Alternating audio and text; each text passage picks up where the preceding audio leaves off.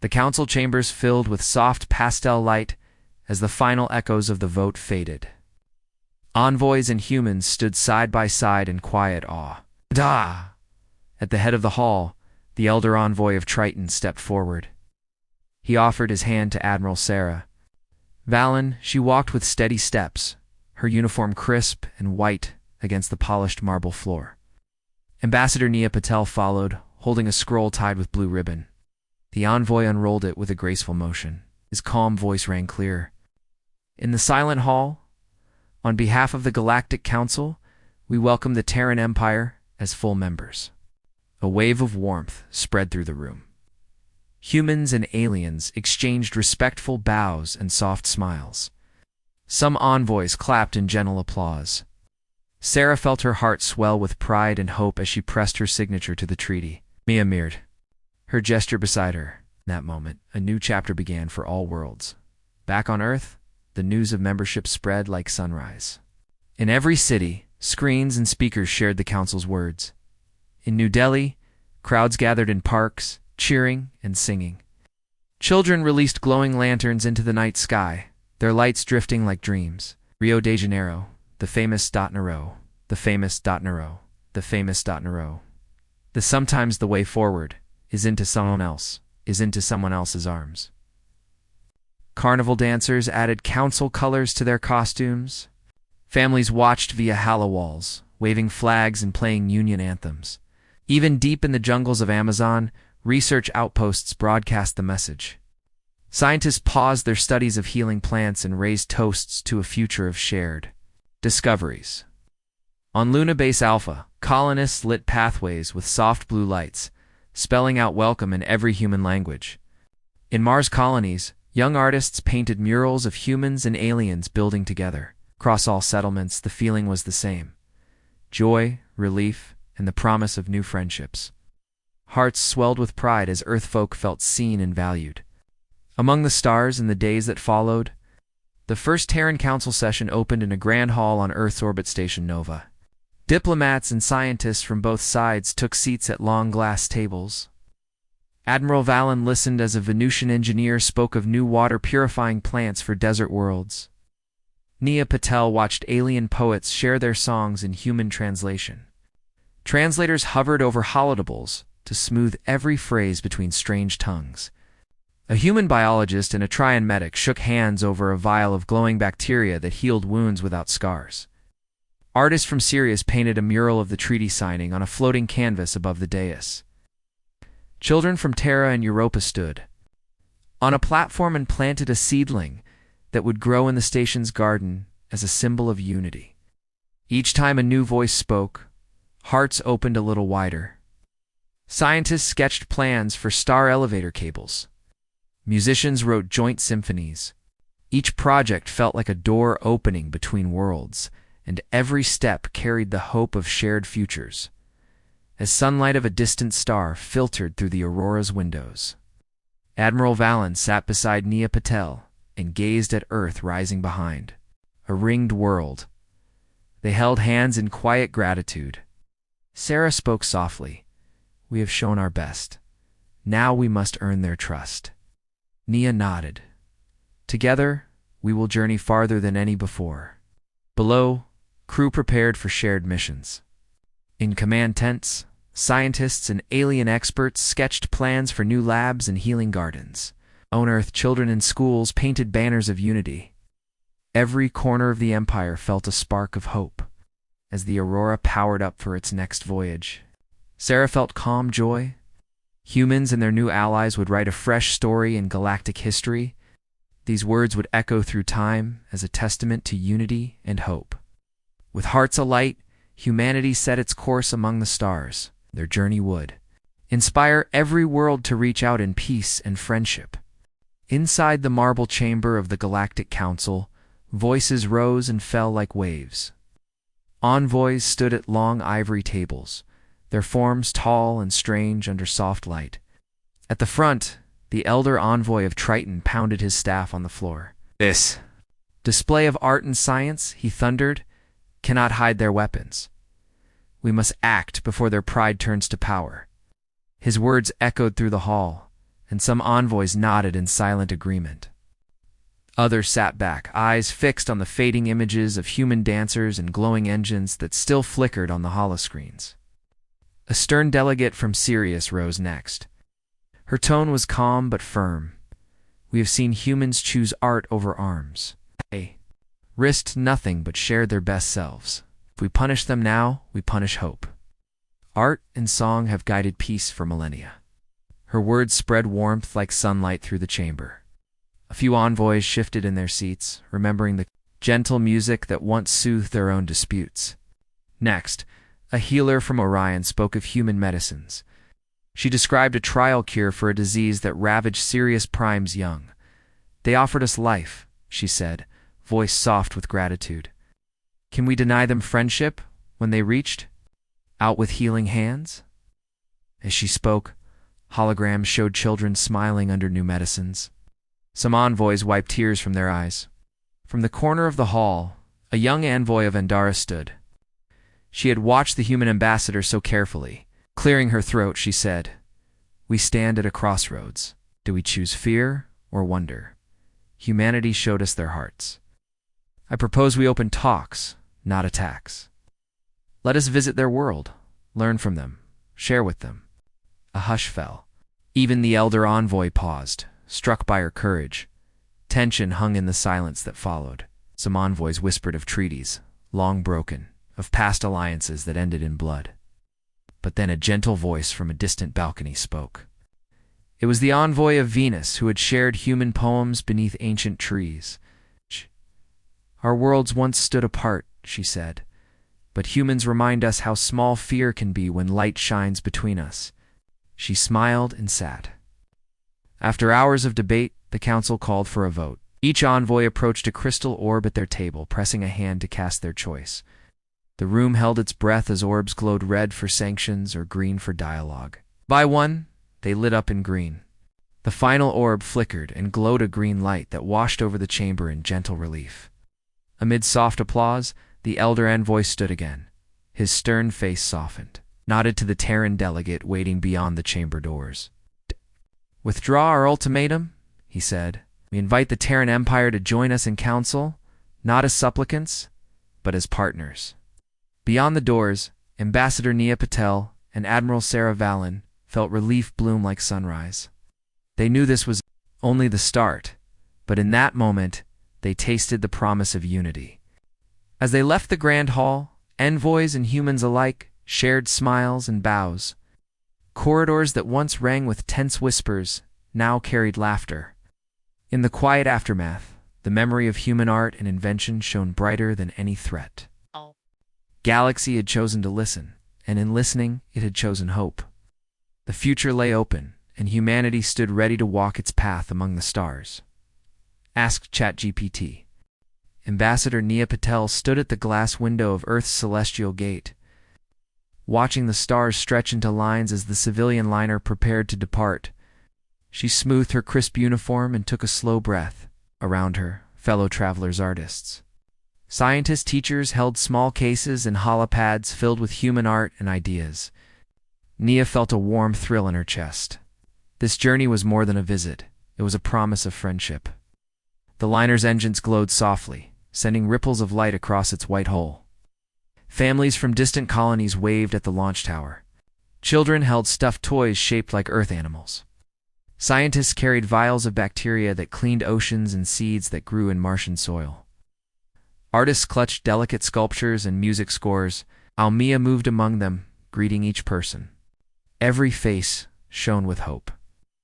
She remembered her own childhood on Earth, dreaming of cosmic neighbors who might one day call her friend. Inside the liner, the corridors hummed with quiet chatter. Passengers gathered in small groups around transparent windows that looked out into space. Nia joined a biologist who described a new algae that glowed under Europa's ice. Showed sketches of children holding hands on Venus balconies. A poet recited verses in a soft voice, hoping for a new stage. Nia smiled and took notes on her holopad. She felt that every story, every song, would help the council understand. Human hearts.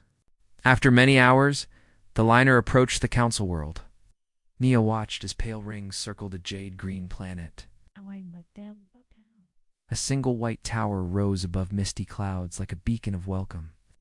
She touched the glass and whispered, "This is our chance." Behind her, the passengers stood in wonder. The liner docked without a sound, and a wide ramp extended toward marble floors bathed in gentle light. Stepping onto the council platform, Nia felt the weight of many eyes. Envoys from distant stars lined the hall, their uniforms as varied as their worlds. Some had tall, slender frames. Others wore flowing robes of living crystals. Nia bowed respectfully, then stood straight, meeting their gaze. She offered them small gifts, a bound volume of Earth poems, a vial of clean air microbes, and a painted mask made by children from every continent. Each envoy received a gift with quiet curiosity. In the Grand Chamber, Nia spoke clearly and kindly. "Honored envoys of the Galactic Council," she began, "we come not to demand, but to share. We bring our best ideas, cures for dying forests, engines that run on starlight, art that brings comfort across languages. We ask to work together, scientists and artists united in discovery and peace." She paused, seeing soft nods among the delegates. Her calm voice carried hope more surely than any weapon. Next, human scientists laid out joint research treaties.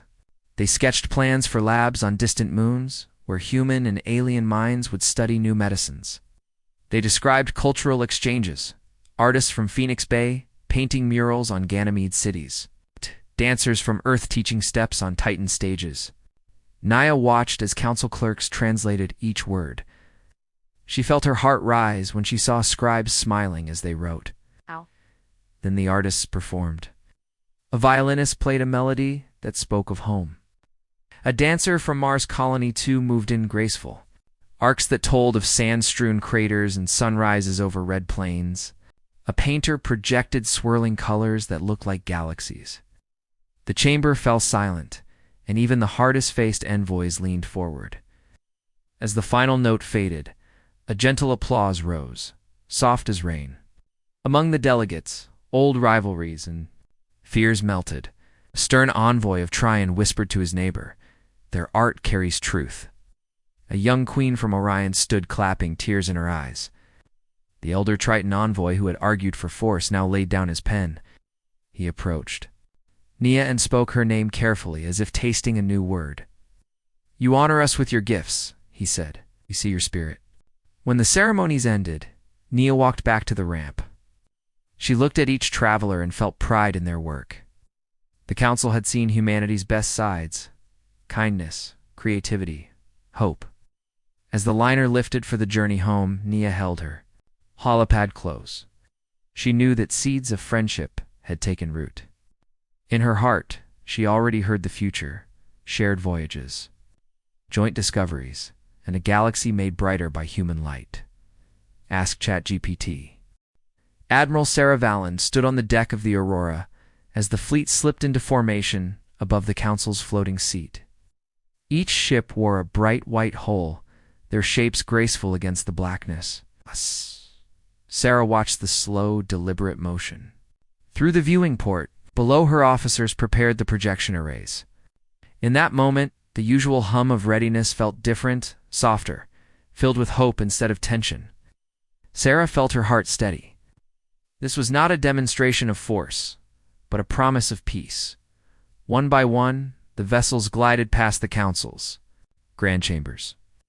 Their engines made no roar, only a gentle hiss that spoke of control and care. As they passed, the hulls became canvases. On one ship, a child's drawing of Earth under starlight bloomed across the metal.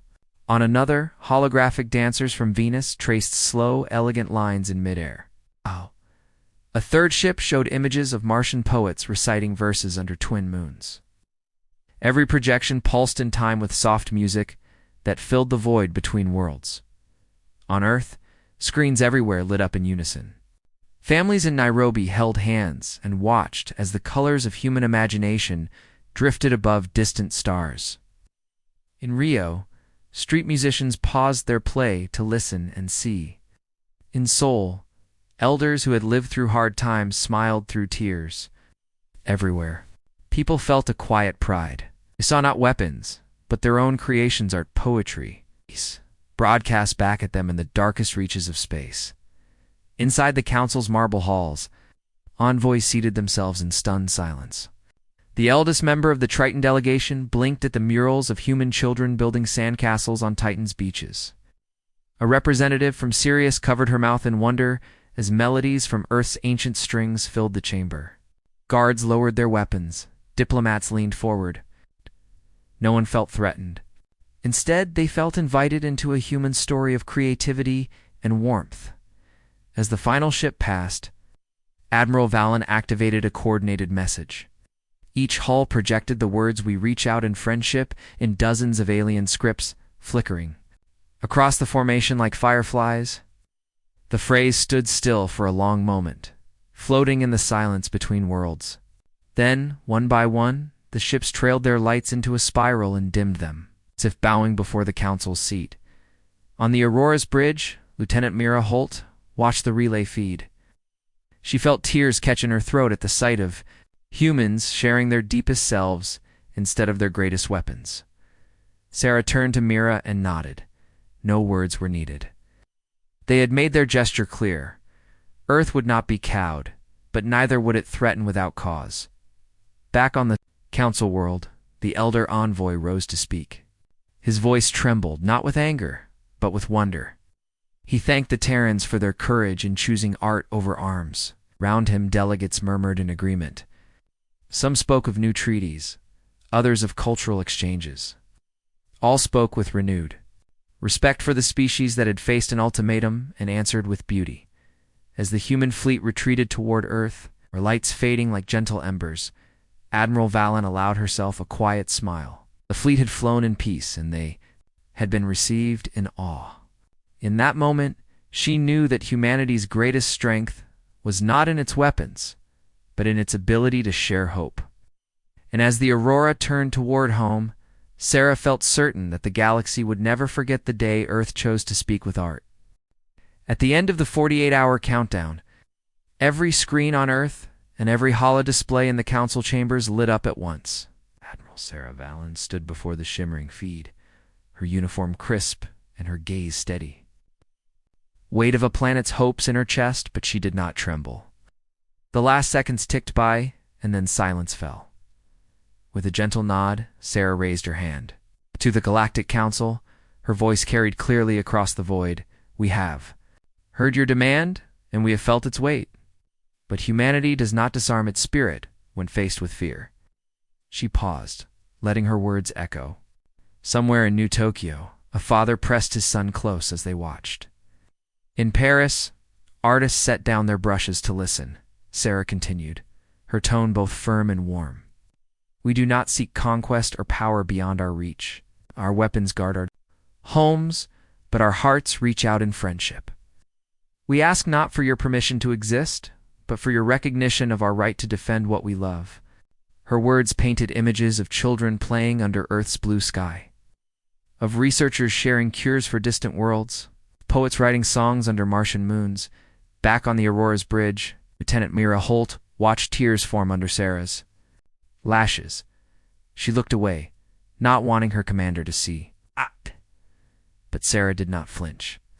She let the emotion flow, showing the council that humans felt deeply, and that their resolve came from love as much as from duty.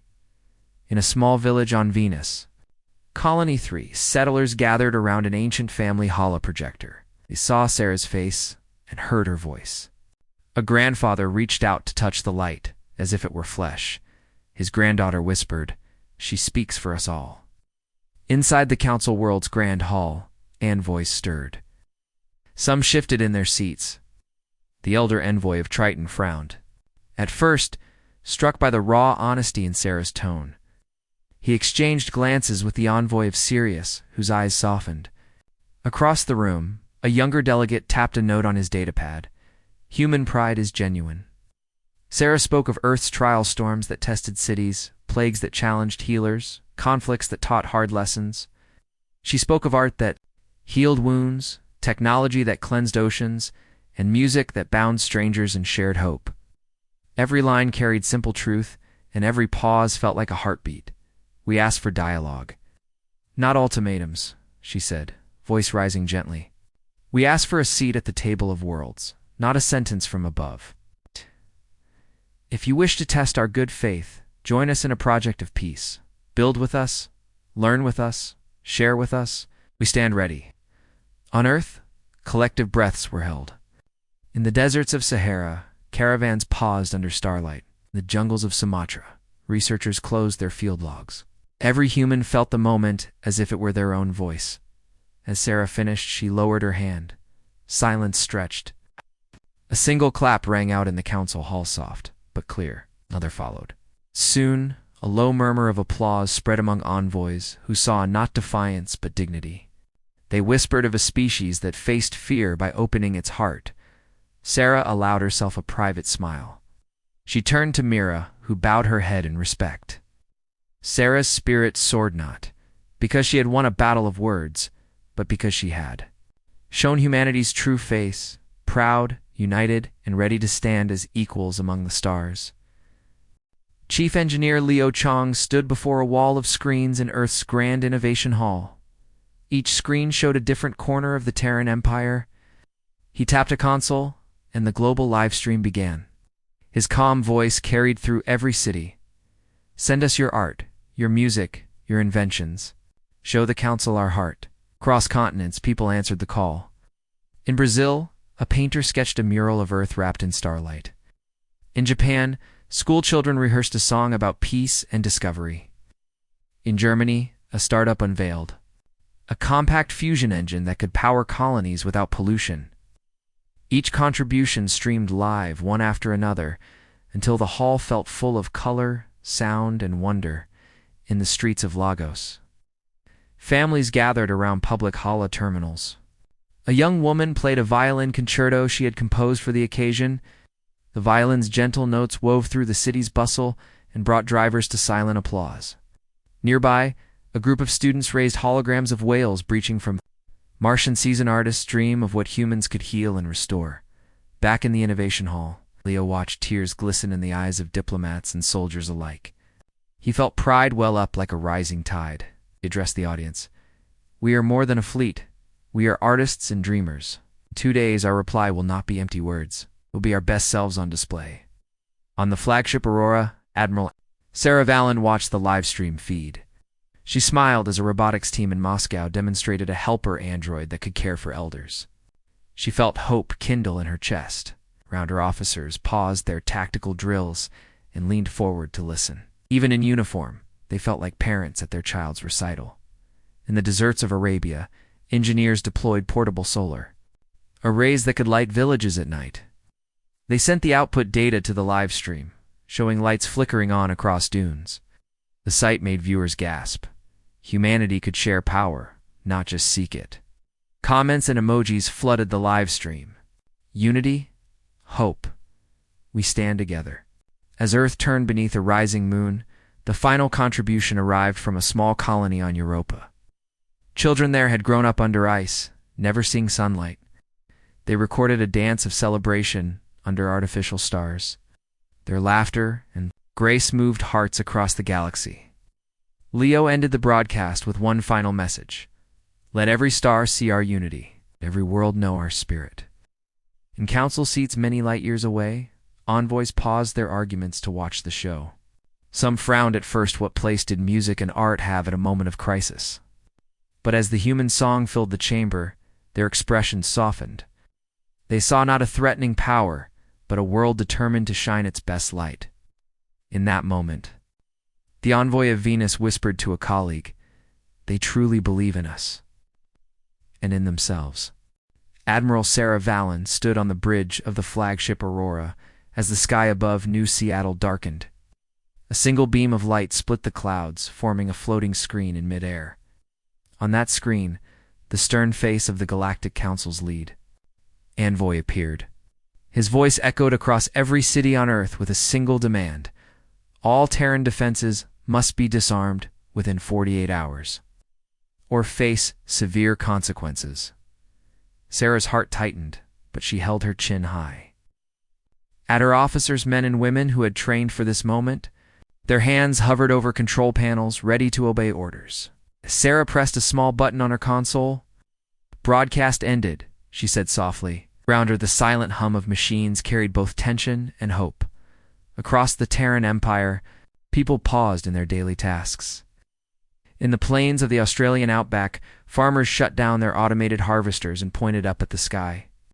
In the rain-soaked streets of Mumbai, children stopped laughing and watched the strange light.